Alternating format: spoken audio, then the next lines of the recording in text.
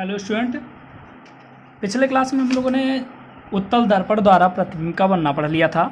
ठीक है, अब आगे की क्लास की बात, आज के लेक्चर की बात करते हैं। आज की क्लास में हम लोग पढ़ेंगे कि गोलीय दर्पणों द्वारा परावर्तन के लिए चिन्ह परिपाटी। ठीक है, चिन्ह परिपाटी क्या है? बहुत ही इंपॉर्टेंट टॉपिक है चिन्ह परिपाटी, जो कि आपको केवल दर्पण के लिए ही नहीं, लेंस में भी आपको ये मिलेगा। ठीक है, अपवर्तन में भी आपको यूज करना पड़ता है। आप 12th में पढ़ेंगे तब भी आपको यूज करना पड़ेगा। तो चिन्ह परिपाटी बहुत अच्छे ढंग से समझ लीजिए आप लोग। ठीक है, बहुत से स्टूडेंट क्या करते हैं, इस चिन्ह परिपाटी को रटते हैं बैठ करके। बिल्कुल रट सकते हैं, एग्जाम में लिखने के काम आ जाएगा, लेकिन एग्जाम में जल्दी ये पूछा नहीं जाता है। जो न्यूमेरिकल से पूछे जाते हैं, न्यूमेरिकल जो लगाना होता है, उसमें इस चिन्ह परिपाटी का बहुत महत्वपूर्ण रोल होता है। जिसे ये समझ में आया होता है, याद नहीं, समझ में आया होता है, वो कभी भी न्यूमेरिकल में उनसे गलती नहीं होती है। ठीक है, तो हम इसको पॉइंट टू पॉइंट समझने की कोशिश करते हैं कि चिन्ह परिपाटी क्या कहता है। ठीक है, चिन्ह परिपाटी का मतलब होता है जो चिन्ह होता है, जो साइन प्रयोग किए जाते हैं, उनका नियम क्या है। उनका नियम क्या है? तो पहला नियम है कि प्रकाश किरणें सदैव बाईं तरफ से डाली जाती हैं। प्रकाश किरणें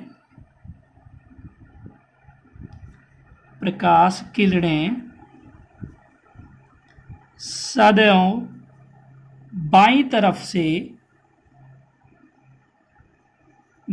तरफ से किस पर? दर्पण पर। बाईं तरफ से डाली जाती हैं। पहला रूल। एक बात और ध्यान रखिएगा, देखिए ये बाएं तरफ से जरूर डाली जाती हैं, लेकिन आप लोग आगे पढ़ेंगे तो धीरे धीरे आपको समझ में आएगा कि कोई ऐसा रूल ये नहीं है। एक मान लिया गया, लेकिन अगर इसका उल्टा नहीं मिलता तब भी रूल फॉलो होगा, लेकिन ये आपको आगे क्लासेस में मिलते हैं। ठीक है, चलिए। अच्छा, प्रकाश किरणें बाएं तरफ डाली जाती है। प्रकाश किरणें डाली कहाँ से जाती है? जिस वस्तु का हमें प्रतिबिंब प्राप्त करना होता है वहाँ से प्रकाश किरणें चलती हैं। आपको पता होगा, नहीं पता तो पीछे का वीडियो आप लोग देख लीजिए। ठीक है, प्लेलिस्ट में हमने सही से बना दिया है, क्लास 1, 2, 3, 4, 5 ऐसे हमने करके लिख दिया उसमें, तो उसे आप लोग देखिए, सीरियल से देखेंगे तो आपको समझ में आ जाएगा। ठीक है, चलिए दूसरे नियम की बात करते हैं। प्रत्येक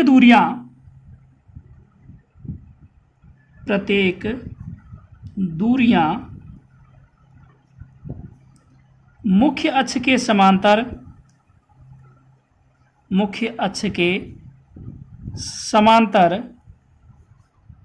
ध्रुव से नापी जाती हैं।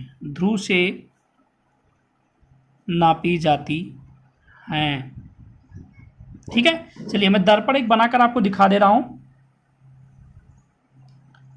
ये कौन सा दर्पण आप लोग बताइए जरा, ये मैं कौन सा दर्पण बना रहा हूं? अवतल दर्पण ना। यहाँ पर इसके बीचों बीच में यहाँ पर ध्रुव रहेगा, यहाँ पर सी अगर मान लेते हैं, इसको मिला देते तो ये क्या हो जाता है? मुख्य अक्ष हो जाता है।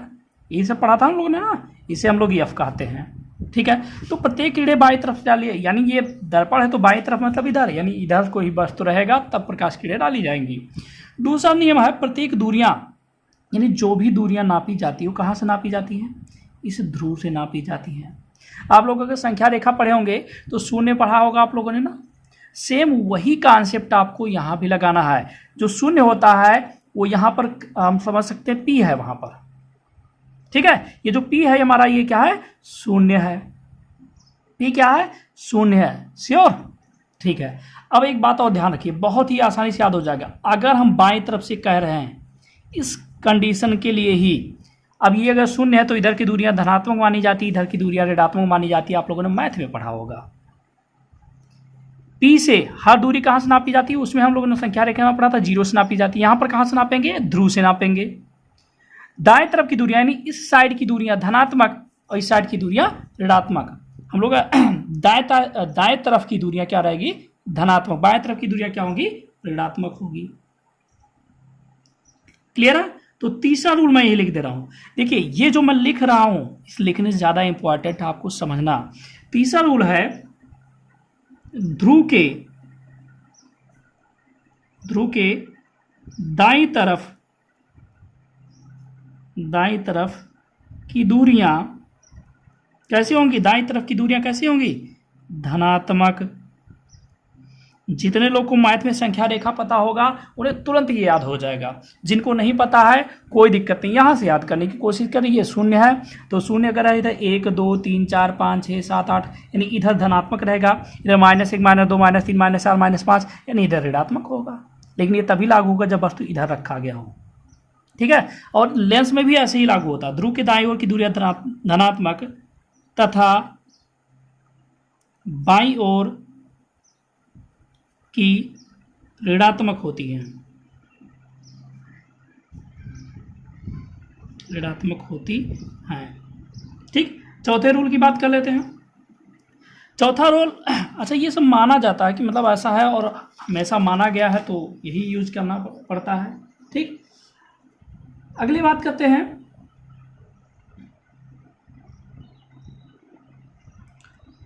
मुख्य अक्ष के ऊपर, मुख्य अक्ष के ऊपर की दूरियां धनात्मक तथा नीचे की दूरियां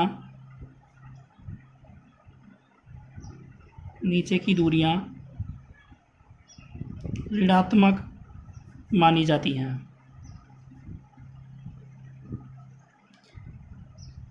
ठीक। यानी अगर ये हमारे पास मुख्य अक्ष ऊपर की दूरी अगर जब भी नापने होगी तो ये धनात्मक माना जाएगा और नीचे नापना होगा तो क्या होगा, ऋणात्मक माना जाएगा, ठीक है।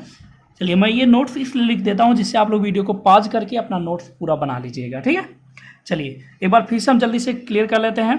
प्रकाश किरणें किधर से डाली जाती है, बाएं तरफ से, यानी बाएं तरफ इधर से डाली जाती हैं। प्रत्येक दूरियां कहाँ से नापी जाती है, ध्रुव से नापी जाती है। कैसे नापी जाती है, मुख्य अक्ष के समांतर, यानी ऐसे ही दूरियां नापी जाएंगी। ध्रुव के दाएं तरफ की दूरियां, यानी इधर की दूरियां क्या रहेगी, धनात्मक, और इधर की दूरियां क्या रहेगी, ऋणात्मक। इस मुख्य अक्ष के ऊपर की दूरियां क्या रहेंगी, धनात्मक रहेंगी। ऊपर कोई भी दूरी चाहे यहाँ नापी जाए चाहे यहाँ नापी जाए, ये दूरी क्या होगी, धनात्मक, और इधर की दूरी क्या होगी, ऋणात्मक, ठीक है। तो चिन्ह परिपाटी का नियम इतना ही है। अब हम अगले हेडिंग पे चलते हैं, दर्पण सूत्र। दर्पण सूत्र, ठीक है।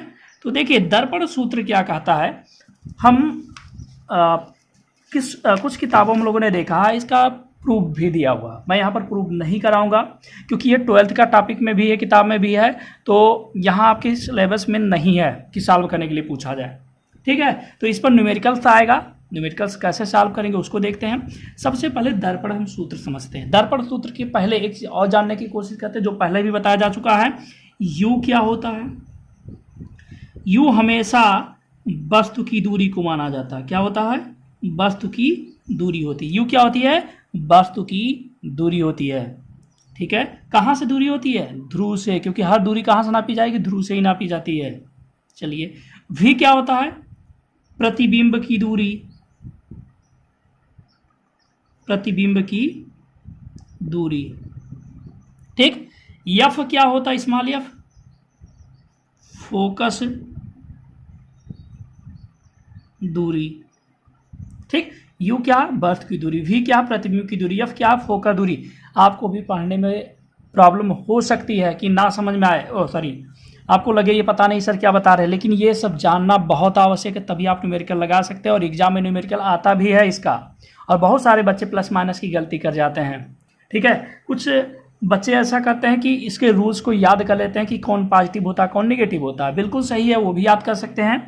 कुछ तरीका मैं बता रहा हूँ, उस तरीके से हम लोग भी कोशिश करते हैं कि आपका चिन्ह वाली प्रॉब्लम कभी भी ना हो पाए। पहले रूल की बात करते हैं, यू। यू मतलब क्या, वस्तु की दूरी। ये देख रहे हैं चित्र, ध्रुव है, ध्रुव के बाएं तरफ वस्तु रखी जाती है। मान लीजिए वस्तु यहाँ रखी जाएगी। अब बताइए यहाँ से यहाँ तक की दूरी धनात्मक रहेगी कि ऋणात्मक रहेगी। आपको याद होगा ये शून्य है, शून्य के इधर प्लस इधर माइनस, यानी यू क्या होगा, ऋणात्मक रहेगा, और हमेशा ऋणात्मक रहेगा, हमेशा ऋणात्मक। चाहे दर्पण हो चाहे लेंस हो, सबके लिए वस्तु की दूरी क्या होती है, यू क्या होती है, हमेशा ऋणात्मक मानी जाती है। भी क्या, प्रतिबिंब की दूरी।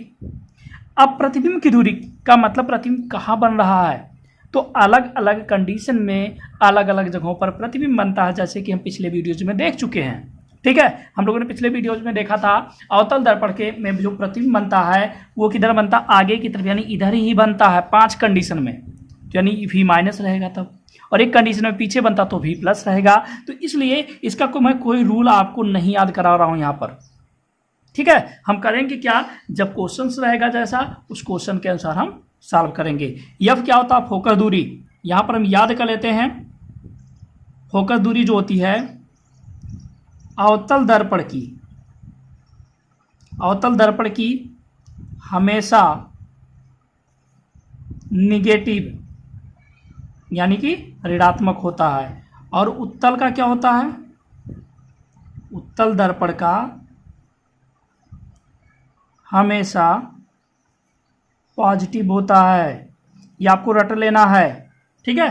देखिए वैसे भी सोच सकते हैं, अवतल दर्पण में या इधर बना है तो इधर की दूरी ऋणात्मक होती है, इसलिए अवतल दर्पण का ऋणात्मक होगा। तो अवतल दर्पण की फोकस दूरी हमेशा निगेटिव, उत्तल दर्पण की फोकस दूरी हमेशा पॉजिटिव होगी। ये आपको याद हो जाना चाहिए, ठीक। चलिए अब हम बात करते हैं इस दर्पण का सूत्र क्या है। दर्पण का सूत्र होता है 1/f equal to 1/f equal to 1/v plus 1/u। यही हमारा दर्पण का सूत्र है। क्लियर है आप सभी लोग को। ये एग्जाम में इस पर न्यूमेरिकल आता है, इसलिए ये सूत्र आपको पता होना ही चाहिए। और इस सूत्र में सबसे ज़्यादा इंपॉर्टेंट है नोटेशन, आपको पता होना चाहिए कि किस चीज़ के बारे में बात हो रही है, ठीक। तो ये उम्मीद करते हैं आपको समझ में आ गया होगा इतनी सारी चीज़ें। चलिए अगले टॉपिक की बात करते हैं, आवर्धन, ठीक है। आवर्धन का मतलब क्या होता है, आवर्धन का मतलब होता है कोई वस्तु जो वस्तु का प्रतिबिंब बना है वो वस्तु के सापेक्ष कितना गुना हो गया। जैसे मान लेते हैं ये हमारे पास एक वस्तु की लंबाई कुछ दी गई थी, इसको किसी दर्पण में या किसी लेंस की सहायता जब देखते हैं तो इसका प्रतिबिंब कुछ बड़ा मान लीजिए दिखाई दे रहा है। तो प्रतिबिंब बड़ा दिखाई दे रहा है तो कितना गुना बड़ा, 2 गुना, 4 गुना, 5 गुना, या 1.2 गुना, या जैसे हम कहते नहीं कि 2 गुना सीधे बड़ा दिख रहा है, या कहते आधा बड़ा दिख रहा है। इसका मतलब क्या हुआ, आधा बड़ा दिख रहा है, इसका मतलब हम लोग 1.5 गुना कह सकते हैं। तो आवर्धन का मतलब होता है कि वस्तु प्रतिबिंब जो है वो वस्तु के सापेक्ष कितना गुना बड़ी हो गई है, बड़ी अथवा छोटी हो गई है। मैं यहाँ पर इसके बारे में लिख दे रहा हूं। आवर्धन का अर्थ है या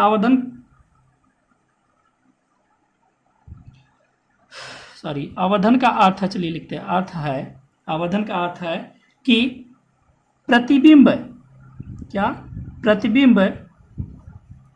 वस्तु के सापेक्ष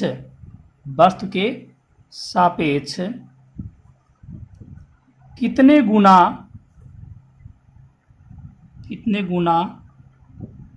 बड़ा अथवा छोटा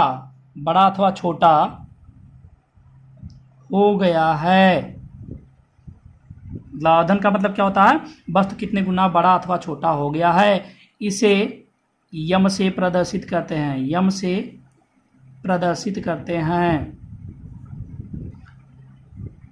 से क्यों, क्योंकि आवर्धन की इंग्लिश होती है मैग्निफिकेशन, और मैग्निफिकेशन का पहला अक्षर क्या है, यम है, इसलिए इसे लिखा जाता है, ठीक है। तो यम बराबर क्या बनेगा, एक सूत्र मैं लिख रहा हूं, और आपको आपकी किताब में एक परिभाषा भी अलग हो सकता है, तो मैं परिभाषा आपको बनाकर दिखा दे रहा हूँ। H2/H1, ठीक है। मान लेते हैं H1 वस्तु की ऊंचाई है, H2 प्रतिबिंब की ऊंचाई है। H1 क्या है, वस्तु की ऊंचाई, और H2 क्या है, प्रतिबिंब की ऊंचाई, ठीक है। तो कहा जाएगा प्रतिबिंब की ऊंचाई तथा वस्तु की ऊंचाई के अनुपात को आवर्धन कहते हैं या आवर्धन क्षमता कहते हैं। ये आपकी किताबों में परिभाषा हो सकता है, बिल्कुल सही है, वो भी आप सही कह सकते हैं, ये भी आप सही कह सकते हैं। इक्वल टू इसका एक सूत्र और बनता है -v/u। तो इस सूत्र का भी प्रयोग करके हम क्वेश्चंस को सॉल्व करेंगे, ठीक है। तो आपको क्या याद रखना मेनली कि परिभाषा की अगर हम बात करें तो हम कहेंगे प्रतिबिंब की ऊंचाई तथा वस्तु की ऊंचाई के अनुपात को आवर्धन कहते हैं। H2 का मतलब प्रतिबिंब, H1 का मतलब वस्तु, यानी पहले वस्तु आया तब तो प्रतिबिंब बना, तो जब पहले वस्तु है यानी H1, प्रतिबिंब बाद में बना यानी H2। तो H2/H1 हमारा क्या हो जाएगा, आवर्धन का सूत्र हो जाएगा। इस पर आधारित भी न्यूमेरिकल्स पूछा जाता है और हम कराएंगे आपको न्यूमेरिकल्स और आपको आसानी से समझ में भी आ जाएगा। मेरी पूरी जिम्मेदारी है आपको न्यूमेरिकल पूरा अच्छे से समझ में आए। रही बात चिन्ह की, मैं बहुत सारे स्टूडेंट को देखता हूँ चिन्ह की सबसे बड़ी प्रॉब्लम होती है यहाँ पर कि चिन्ह पॉजिटिव और निगेटिव, ठीक है। तो धीरे धीरे मैं सारे प्रॉब्लम आपके सॉल्व करा दूंगा। पहला रूल्स आपको यहाँ हमेशा याद रख लेना है, यू क्या निगेटिव होकर दूरी इतना। ये बात फंसती है केवल वी के बारे में भी धीरे धीरे हम लोग याद कर लेंगे, समझ जाएंगे कि वी पॉजिटिव कब होता, निगेटिव कब होता, याद करने की आपको आवश्यकता नहीं है, ठीक है। तो आज की क्लास में बस इतना ही। और ये परावर्तन का जो टॉपिक है पूरी तरह से खत्म हुआ है, परावर्तन का टॉपिक पूरी तरह से खत्म हो गया है। अब हम इसके बाद अपवर्तन पढ़ेंगे, ठीक है। और अपवर्तन पढ़ेंगे या आप लोग कहिए तो परावर्तन का हम न्यूमेरिकल पहले करा देते फिर अपवर्तन पढ़ाते हैं। चलिए अपवर्तन भी पढ़ लेते हैं, फिर बाद में चैप्टर खत्म होने के बाद ही एक साथ न्यूमेरिकल करेंगे, ठीक। चलिए।